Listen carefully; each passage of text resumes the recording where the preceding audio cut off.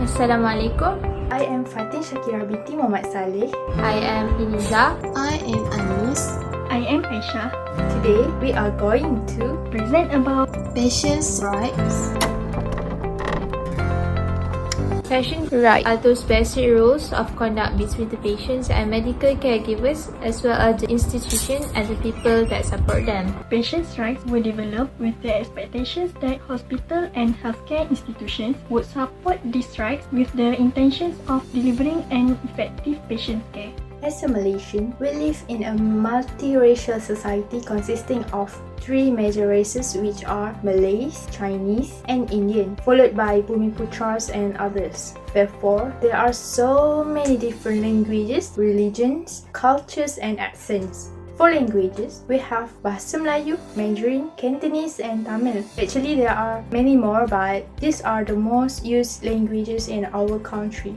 For religions, we have Islam, Buddha, Hindu, and Christian. Meanwhile, cultures, we have many festivals and celebrations that are being celebrated by every Malaysian each year according to their respective customs. As for accents, we have Logat Nagori, Ya bodoh kau ni. Logat Kelantan, Sore royak nak tubik, sore royak nak tinggal. Logat Ganu, Oh, berat nanang begini. Logat Pelih, Nasib baik ke ada. and many more.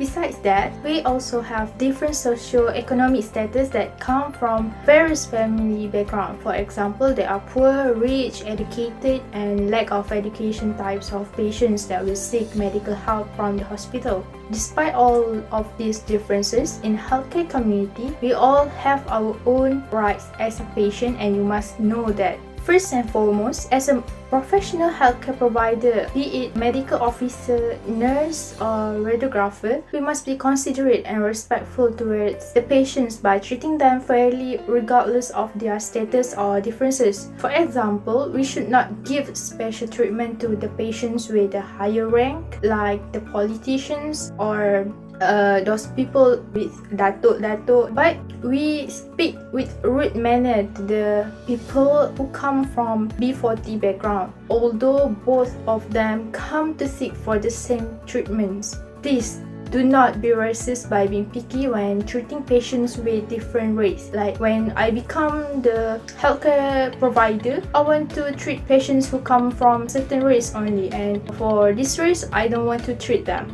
To enlighten you more, let's watch a short scenario of this issue. Enjoy. These are in themselves intimidating and unimaginable places for the poor.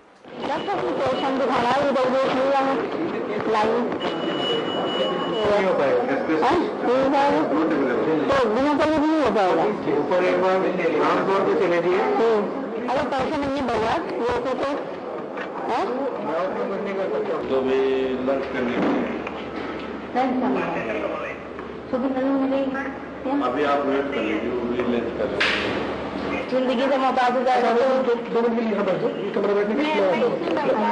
The audio and visuals may not be so clear, but the body language reveals the dismissiveness. Madam बेफालतू बहस करे, आप वहाँ बैठिए ना, नहीं करते हो चेकअप हो चल रहा होगा तो आपसे करेंगे, मुझे टाइम लिया हुआ अपॉइंटमेंट होता है, पैसे थोड़ी ही. 5 hours later, it's clear they will get no treatment, not even polite answers. बिल्कुल यही वजह है जो हम अस्पतालों में नहीं जाते, डॉक्टर हमसे उल्टा सीधा बोलते हैं. Next, as healthcare provider, we must keep the privacy of patients in terms of personal and also the disease information. Confidentiality is a duty of someone to keep the secret and protect the patient's information from others. Relationships between professionals and patients are built on trust. So it's essential that we uphold a patient's confidentiality unless they are at risk. If we need to share a patient's information, ask for their consent first. And then we need to keep the patient's medical records privately and securely. Only appropriate healthcare professionals have full access to this record. Even to the family members, we need to require a patient's consent first before we release the information regarding the disease or treatment. And then the other important thing is avoid in discussing private medical information with patient himself or the other colleagues at public places. Then do not try to leave the patients alone in the examination room with the opposite gender. For example, the radiographer is male and the patient is female in examination room and vice versa. So make sure the patient's family member or the same gender of radiographer is with them. And then we need to leave the patient alone when they want to change into the hospital gown. This is important especially to teenagers because they are a bit sensitive about the privacy and also about their aura. However, if the patients need help, like have any question or any helping to help them, so we need to entertain them with softly and also friendly. And then lastly, in keeping the patient's right in privacy and confidentiality, keep the patient's belongings safely and inform them where we will put their belongings, especially their jewelries. And then make sure their things in a close place from the other's view and secure from bother the treatment. Bismillahirrahmanirrahim. And now I'll explain about the informed consent. Informed consent from a patient is very important to undergo the examinations. When we ask patients' consent, we need to explain or educate first about the procedure of the examinations from the beginning up until the end. And next, we need to explain about the benefits of doing the examination, thus the potential risks of doing the examination, and also discuss some alternative of the procedure so that the patient can receive the best solution or the best treatments for the procedure. After that, the consent can only be signed only when the patient understands and agree to do the examination. Since most patients lack of education about the examinations, the radiographer must play an active role in educating the society by explaining the proper procedure, and at the same time, the radiographer can also promote healthcare. As radiographer, we should encourage patients to ask and sometimes trigger the patients like, do you want to know more about something, sir? Or do you understand, sir? So that the patient can answer and have a gist or initiate the patient to answer or have a question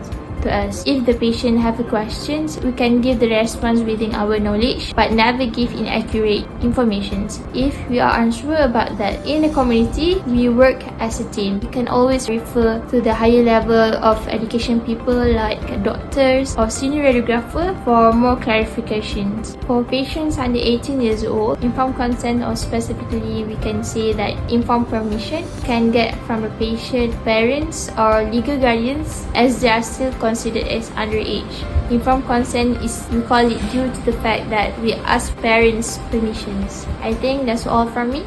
Lastly, patients also have the right to refuse treatment. When someone is bearing an illness, they will be very anxious about the state of their body and mind, the severity of their conditions, the cure available, and if they are able to get better. Some people will take some time to decide on whether to continue with the treatment or not, and they would not carelessly decide on this because it will impact their life. There are many factors that could lead to a patient refusing treatment. Firstly, financial problem. As we know, the cost of getting treatment is very expensive for certain cases. People with low income cannot afford the multiple surgery fees, the special medication price, and many other services. Hence, they rather refuse the modern treatment and turn to the cheaper traditional medicine or just wait for their illness to subside. Next, religion factor also influence patients in refusing treatment. It could be that they doubt the content of the medicine, the process of the treatment, whether they abide by the law of their religion or not. Thirdly, elderly or dying patients will also deny care to prolong their life. They may believe that they have lived enough or they just do not want to continue to suffer, thus refusing care. We could only accept this decision as they have the right to decide on their life. The last factor widely affect patients in refusing treatment, which is the non-severity of their condition. If the sickness does not pose a threat, they will just endure it until it heals itself, like when we go to sleep when we have headache. However, there are also situations where patients are not allowed to refuse treatment, which is firstly when they are mentally disabled, for example due to alcohol influence or brain injury. Secondly, a treatment on sustaining a children's life. And thirdly, a disease that is a threat to the community, for instance, a patient with viral disease such as COVID-19. To conclude, we should not force them to partake in the treatment, but we could still give clear explanation and support to help them in making decisions. We should not hurriedly judge, but first find out the reason for the refusal, and if we could help, we should lend a hand. This respect shows that all individuals have the power and capability in leading their own life. As a conclusion, there are many patients' rights as stated by my fellow group members, and I believe that we should know and take this matter seriously. Those patients' rights are being considerate and respectful towards patients, informed consent, privacy of the patients, and the rights to refuse their treatment. As Allah said in Surah An-Nahl verse 90, Allah commands to do justice and be good and to give relative their due and forbids from shameless acts, evil deeds and transgression. He exhorts you so that you may be receptive to advice. So, as healthcare provider, we need to give compassionate care with highlight the dignity and respect toward the patients. Thank you. Thank you. Thank you. Thank you.